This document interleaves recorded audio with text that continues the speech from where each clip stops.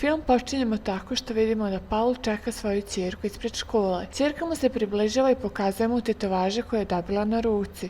On bude ljutit i ona mu govori da je to samo dobila na školskom projektu. Na putu do kuće Paul joj daje par savjeta kako da bude marljiva i pažljiva u školi. Nakon toga Paul odlazi kod svog prijatelja Kena u jednom pubu, gde i njegov prijatelj Danijem i dogovara se sa njima o svom rođendanu jer je želeo da svoj rođendan organizuje tu. Pošto će na njegovom rođendanu biti i njegova ćerka, zamolio je Kenea da ne služi alkohol ni njoj ni njenim prijateljima.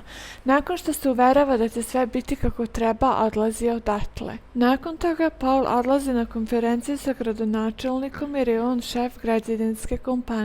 U dogovoru je sa gradonačelnikom jer osmišlja plan koji će napraviti još 100 novih radnih mjesta. Krajnji cilj svega toga je da se usmjeri na finansiranje medicinskih istraživanja i obrazovanju za mlade. Kasnije uveče Paul se sprema sa svojom novom suprugom Vanessom da bi prisustvovali na dobrotvornoj večeri. Njegova ćerka Cajkin se ipak odlučuje da ne ode i ostaje sa svojim prijateljima kući, Evanom i Mikom. Paul je obećao Mikeu da će ga zaposliti u svojoj kompaniji tokom leta. U međuvremenu Paul je primijetio kako Mike posmatra nežno njegovu ćerku i pozove ga da obave razgovor. On govori da će mu dozvoliti da izlazi sa njenom ćerkom nakon što se uveri da ne koristi određene supstance. Paul i Vanessa su ostali kasno u noć na polju. U međuvremenu Cajklin gleda sa svojim prijateljima film i sve se normalno dešava, dok se priča nekako ne preokrene. Primećujemo policijski auto koji patrolira mračnim ulicama. Detektiv Jock se približava Paulovom društvu, ali je Paul navikao na tako nešto jer je Paul imao jako burnu prošlost. Međutim, detektiv ovog puta nije prišao Paulu ni iz kakve loše namere, već da ga obavesti o njegovoj ćerci i nečemu što se šokantno desilo. Ta vest je bila kao grom iz vedra neba i naterala je Paula da odmah ustane da pronađe svoju ćerku Cajkli. Paul je otišao kući i tamo nailazi na Cajkline prijatelje. Cajklini prijatelji govore o incidentu koji se desilo i pričaju o provalnicima koji su upali u kuću. Pokušavajući da je spase, provalnici su prijetili pištoljima i nisu uspjeli ništa da učine. Nakon toga što se desilo, detektiv govori Paulu da se smiri i da prepusti sve policiji. Detektiv moli Paula da se ne meša ni u šta. Vidno uznemireni nakon svega što se desilo, Vanessa u suzama moli Paula da učini sve što može da vrati Cajkli. Paul joj daje obećanje. Već sljedećeg jutra na svim televizijama je odjeknula vest o nestanku Cajkli, gde se mole građani da pomognu pronalasku nje. Paul ne bude miran i misli da je ovo osveta zbog toga što je on u mladosti imao jako puno incidenata. Misli da je ovo posebna priča sa Ivanom. Ne bude miran i krene sam u potragu.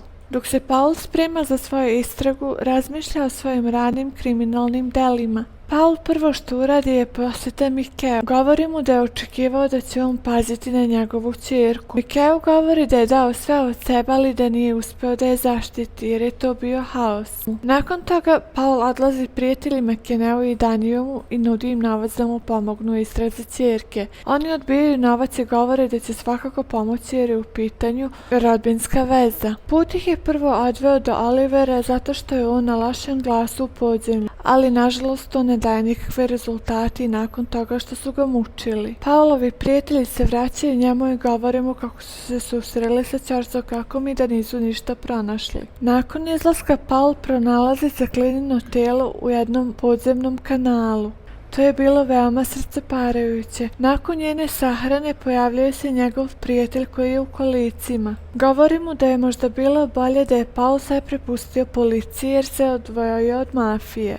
Nakon toga Paul i Kanev se sastaju kod njega kući i vraćaju se u vrijeme kada su živjeli život kriminala. Sjećaju se kada su zasekli put ruskom mafijašu i kada su zaplinili ceo njegov plin. Nisu očekivali da je plin tolikav kolikav su dobili. Pored ruskog TT pištolja uspjeli su odneti i kofer pun novca. Zbog toga je Paul napustio kriminal jer je to bilo dovoljno da postane legalan, ali je to izazvalo veliki rat između irske i ruske familije. U međuvremenu međuvremenu detektiv otkriva da je njegova ćerka ubivena baš s pištoljem kojim je Paul ubio ruskog mafijaša i da verovatno to ima veze sa tim. Detektiv odlučuje da tu informaciju zadrži. Očajan Paul odlazi u školu nekoliko dana da bi uzeo sve Caklinine stvari. Kane i Danijem otkrivaju da je uzrok Caklinine smrti uzrokovana pištoljem. Kane odlazi do Paula i govori mu o pištolju. Paul se seća kriminala sa Rusima i govori da bi to sada moglo biti značajnije za njega i da ima bolju sliku o tome. On i njegovi prijatelji odluče da vrše pritisak nad svim koji imaju veze sa Hernovom, mafijašem kojeg su prije 17 godina opljačkali, jer veruju da on verovatno ima veze sa svim tim. Vanessa očajno moli Paula da se vrati osobu koju je bio jer se plaši da će postati kao nekada. Očajni Paul i njegovi prijatelji uspiju da pronađu jednog ruskog gangstera Varija sa kojim su nekada imali sukobe.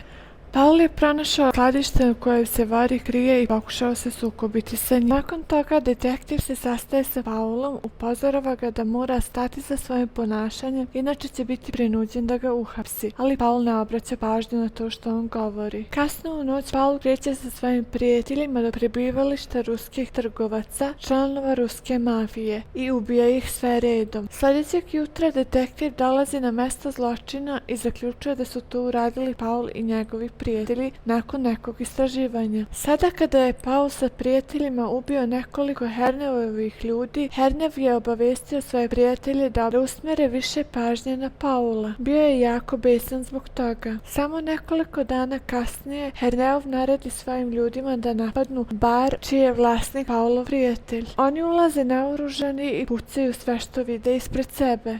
Kaneo je bio u baru i pokušao je da se bori sa svim tim ljudima, ali nažalost njega istuku, onesveste i odvode ga u jednom kombiju. Čuvši to, Paul se odmah uputio ka baru. Iako besan je vozio najvećom brzinom, ali nije uspeo da stigne, zatekao je samo rusku mafiju koja je bežala. Jurio je za njima velikom brzinom, ali ga je zaustavio policijski auto. Paul je bio vrlo besan jer se to desilo i onda odjednom je izašao detektiv iz auta. Ponudio je pomilovanje Paulu i rekao mu da je to posljednji put da ga upozorava. Ruski kriminalci su za to vrijeme uspjeli da zarobe Kenea. Odjednom se pojavio Hernov. Rekao je Keneu da li je siguran i da li zna da je on bio taj koji je ubio njegovog brata prije nekog. U međuvremenu Paul je stigao do Danija i govori mu sve o kidnapovanju Kenea. Dok je Kene vezan, pokušava izvući informacije o smrti Danijeve ćerke. Hernov mu govori da je kriminalac kojeg su ubili prije par godina bio njegov rođeni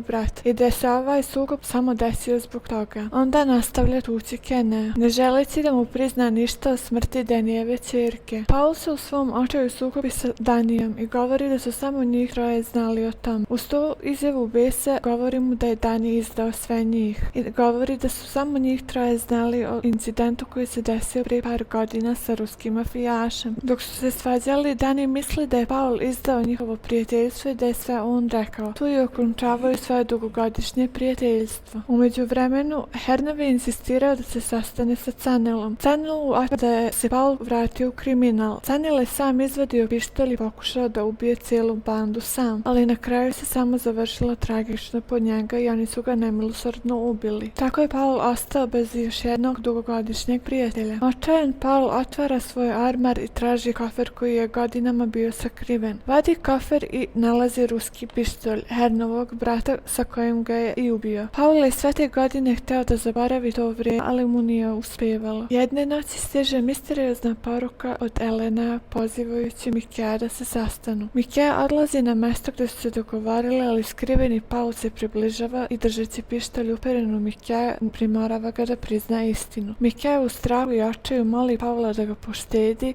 i počinje pričati pravu istinu i pravu priču te noći, moleći Paula za svoj život. Mikea počinje pričati i govori da je te noći bio previše pijan. Slučajno je pronašao Paulov pištolj i upucao nenamerno u njegovu ćerku, gde ona i nastradala. U cijeloj toj panici je zajedno sa svojim prijateljem smislio ceo zaplet priče i napravio cijelu laž. Paul je ostao u neverici slušajući to, ali je nešto u njemu ipak odlučilo da poštedi Mikea jer je verovao da je to njegova karma od prije par godina i otišao je od njega. Očajni Paul još nije bio svestan svega, vratio se kući i pozvao je svoju ženu. Izvinjavao se zbog svega učinjenog, govoreći da se sada zvanično vratio kriminalu. U tom trenutku senke ruskih mafijaša ulaze u Pavlovu kuću i film se završava njegovom tragičnom smrću. Hvala vam na gledanju, subscribeujte se, lajkujte i pišite